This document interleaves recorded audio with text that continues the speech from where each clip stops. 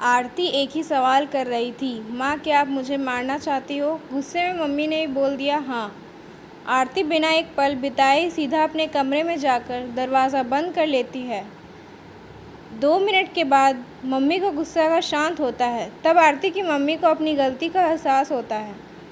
उसकी मम्मी आरती के रूम की तरफ गई और दरवाज़ा खोलने के लिए बोली, लेकिन आरती ने अपने रूम को अंदर से बंद कर लिया था। आरती की माँ ने जब देखा कि आरती अंदर से दरवाज़ा बंद कर ली है, आरती की माँ सोची कि यह कोई गलत कदम नहीं उठा ले। इसलिए आरती की मम्मी ने उसके पापा के पास तुरंत कॉल किया घर आने के लिए। दोनों ने दरवाज़ा खोलने के लिए काफ़ी कोशिश की, लेकिन आरती ने दरवाज़ा नहीं खोला। कुछ समय बीतने के बाद आरती के पापा को अब एहसास हो गया कि आरती कुछ गलत कर रही है। आरती के पापा ने तुरंत दरवाज़ा को तोड़ दिया।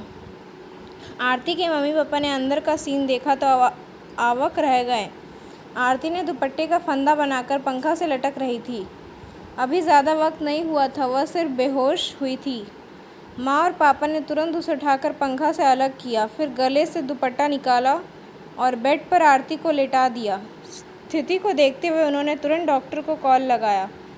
माँ की नज़र अपनी लाडली बेटी आरती के मुट्ठी बांधे हुए हाथ पर जाता है। हाथ में एक चिट्ठी रहता है और टेबल पर पड़ी 5 लाख का चेक मिलता है, जिसमें 5 स्टार होटल में शेफ़ की नौकरी करने के लिए कंफर्मेशन लेटर था। उसी कंफर्मेशन लेटर और चिट्ठी को लेने के लिए आरती बाहर गई हुई थी।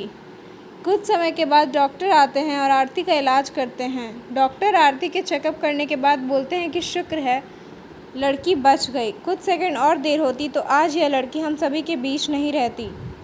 आरती बेड पर बेहोश अवस्था में पड़ी थी। डॉक्टर ने बोला कि आरती धीरे धीरे कुछ घंटों में ठीक हो जाएगी। मैं दवा लिख दे रहा हूँ, जिसे आप मेडिकल स्टोर में मंगा लीजिए। हेलो दोस्तों, ये कहानी अच्छी लगी तो लाइक कीजिएगा, सब्सक्राइब कीजिएगा और अच्छी ना लगे तो कमेंट कीजिएगा।